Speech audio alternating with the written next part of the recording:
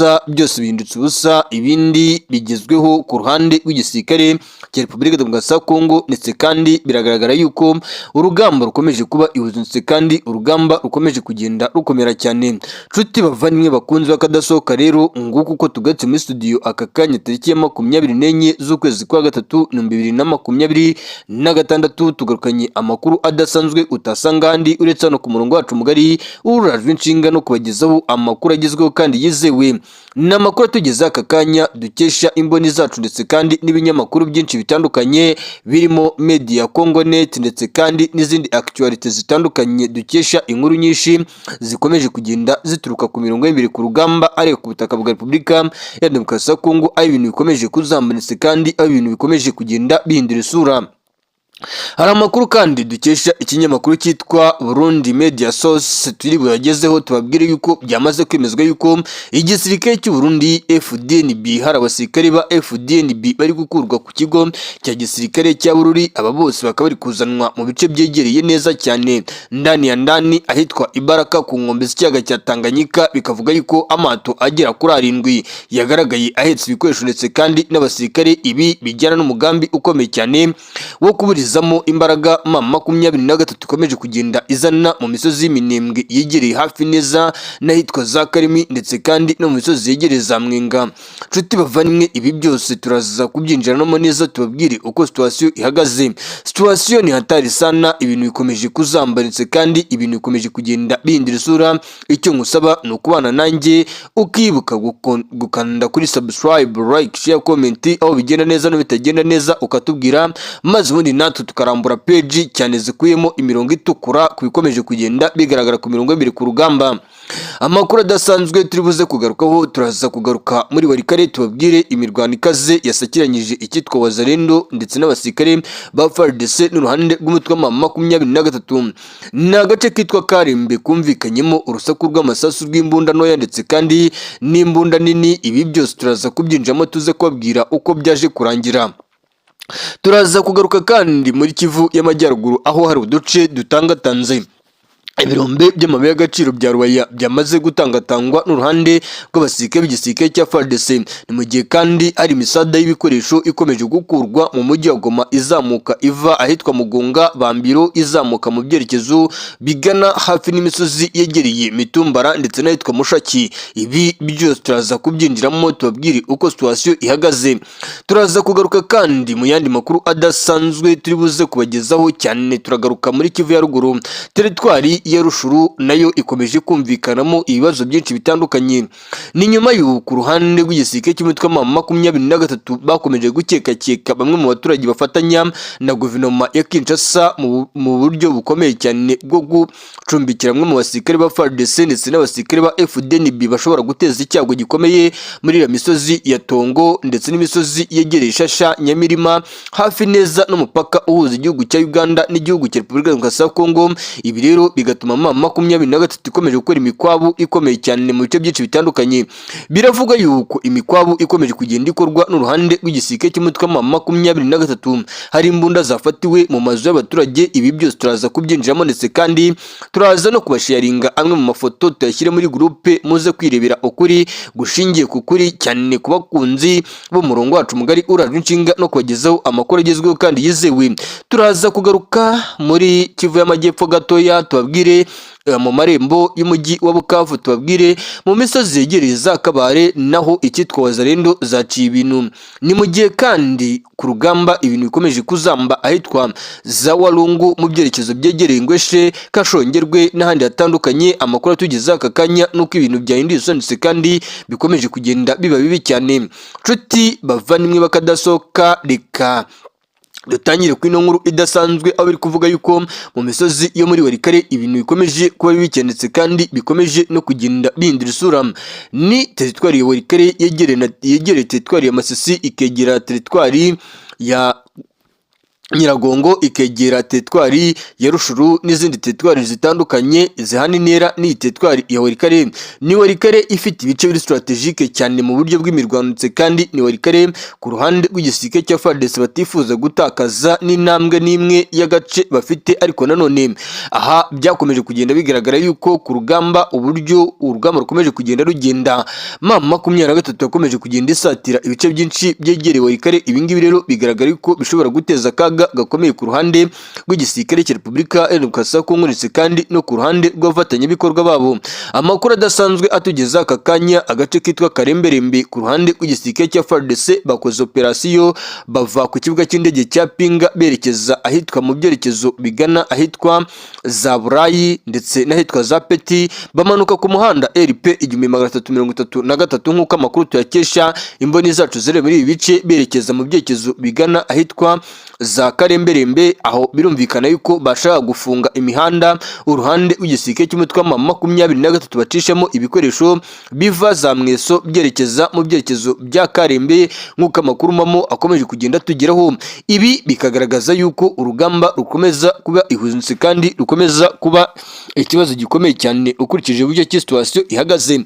Situation rero ibintu bikakomeza kuzamba mu buryo budasanzwe kandi budasubirwaho, mu gihe FARDC bivuga yuko yateretse imbunda z'imisada mu byerekezo byegereye ahitwa za Marimo, igatangira gusheringa mu byerekezo byegereye ahitwa za Karembe. Abaturage batuye mu byerekezo byegereye za Karembe nyuma yo kumva urusaku rw'amasasu ndetse kandi n'ibibazo bitandukanye byaturutse kuri uku gusheringa cyangwa se kuri gukoresha izi mbunda ziremereye ziganjemo BM21, BM12, BM23 ndetse kandi n'izindi zitandukanye ziri mu bwoko bwa machine gun, byatumye uruhande rw'abaturage habarurwa abarenga nibuza 16,000 bahunze bava mu byerekezo by'ibice berekeza mu bindi bice bitandukanye birimo umutekano. Amakuru akavuga yuko uruhande rw'igisirikare cya Repubulika ya Demokarasi ya Kongo bakomeje kugaba ibitero muri ibi bice mu rwego rwo kugira ngo barebe uburyo ki nibuza bafata ibice by'ingenzi biri strategique byegereye aho uruhande rw'igisirikare cy'umutwe wa M23 uherereyemo.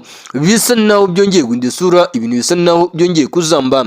Ndabwiza ukuri ko uru rugamba ruri buze gukomeretsa kandi rubuze no guhindura isura, kuko amakuru mpamo dufite nuko abakomeje kugenda bayobora ku mirongo y'imbere ku rugamba cyane. Aka kanya turi kuvugana nuko Angola iri gutangamo ukuboko kunini cyane ku mirongo y'imbere ku rugamba. Biravuga yuko nibuza abasirikare batari hasi y'116 b'igisirikare cya Angola bamaze gushyitswa mu misozi y'Iwalikale. Bikavuga yuko kandi abari abahanga mu gukoresha izi mbunda z'imisada cyane ziri mu bwoko bw'ama BM mu rwego kugira ngo bafashe uruhande rw'igisirikare cya FARDC guhangana n'umutwe wa M23.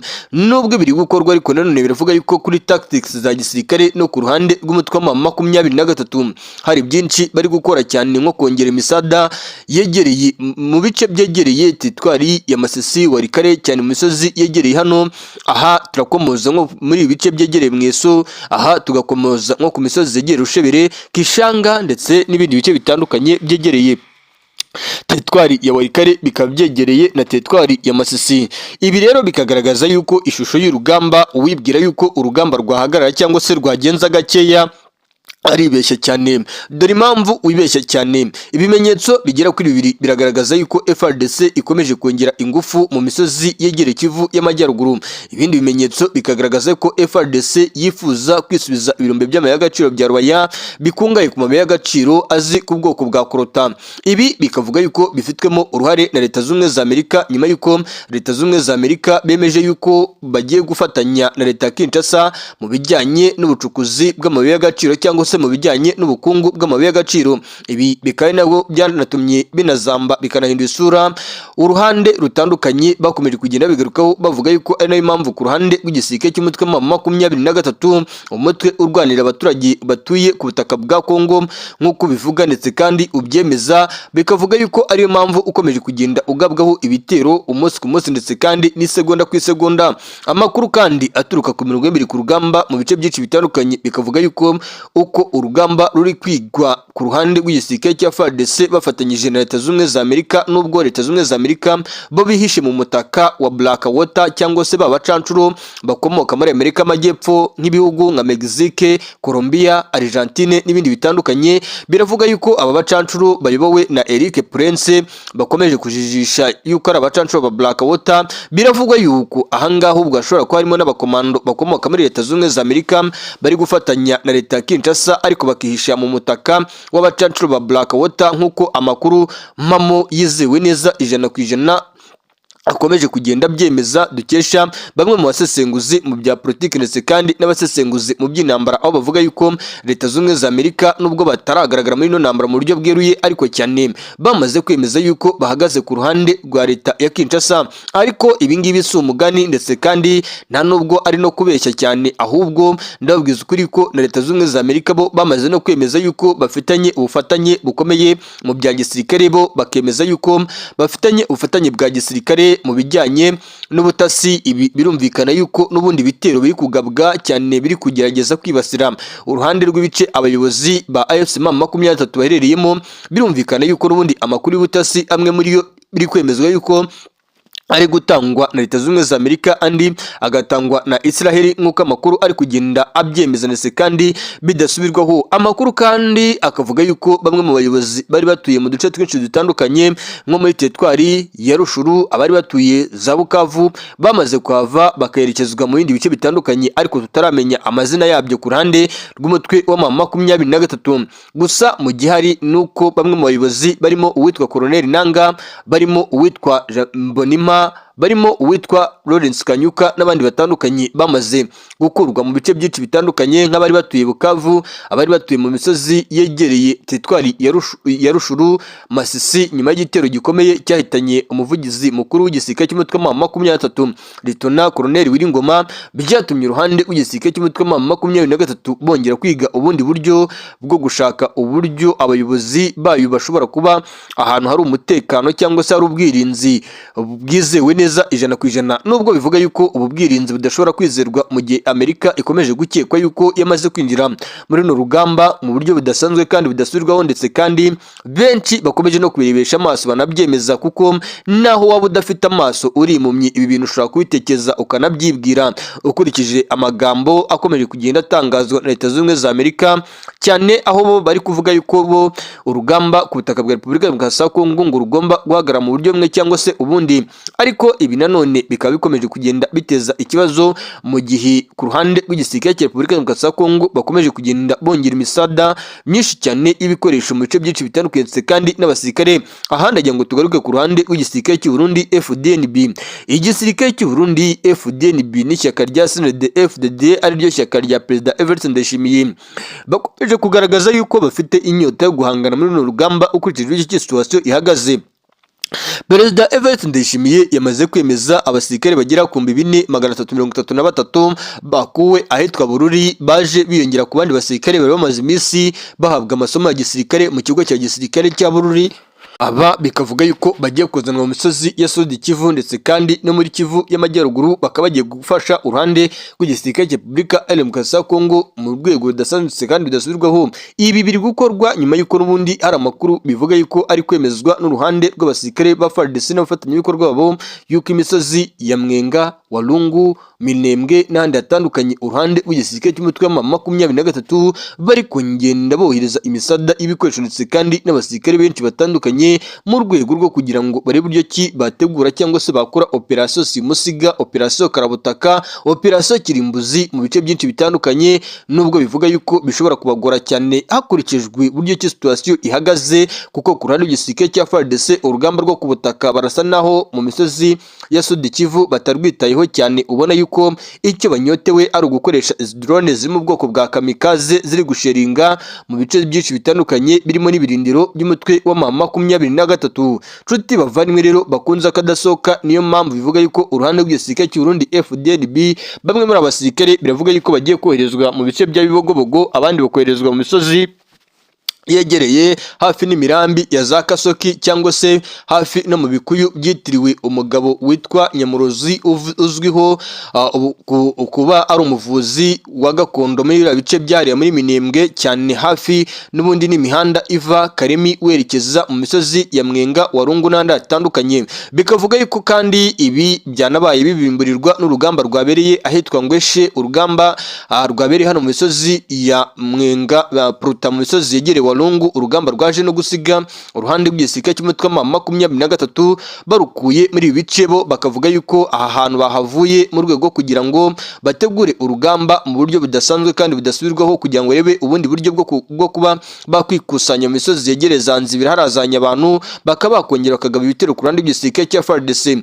Bikavuga yuko kandi ku ruhande rw'umutwe wa 23 bo bemeje yuko ibi bice bakuyemo babivuyemo bitewe nuko ngo impamvu babivuyemo ngo ni uburyo bwo gushakisha ubundi buryo bwo kugira ngo abaturage badahura n'ibibazo n'ubundi bishobora kuba byaturuka kuri no rugamba rukomeje kubera muri Kivu y'Amajyaruguru ndetse kandi no muri Kivu y'Amajyepfo, ariko cyane cyane muri no misozi ya Ngweshe bamwe mu basirikare bari bakambitseyo. Amakuru yizewe neza 100% dukesha ikinyamakuru cyitwa Media Congonet biravuga yuko bamaze kuva muri ibi bice ndetse kandi undercovers bakatwemeza yuko ibi n'ubundi bikomeje kugenda bikorwa nyuma yuko urugamba ku butaka bwa Kongo mu bice byinshi bitandukanye bikomeje kugenda ruhindura isura. Reka mbifurize amahoro n'imigisha, mbifurize kumererwa neza. Amakuru yacu nakagaruka iyo bikakwibanira natwe, wibuka gufyonda ku cyitwa subscribe, like, share, comment aho bigenda neza no bitagenda neza. Amakuru mamo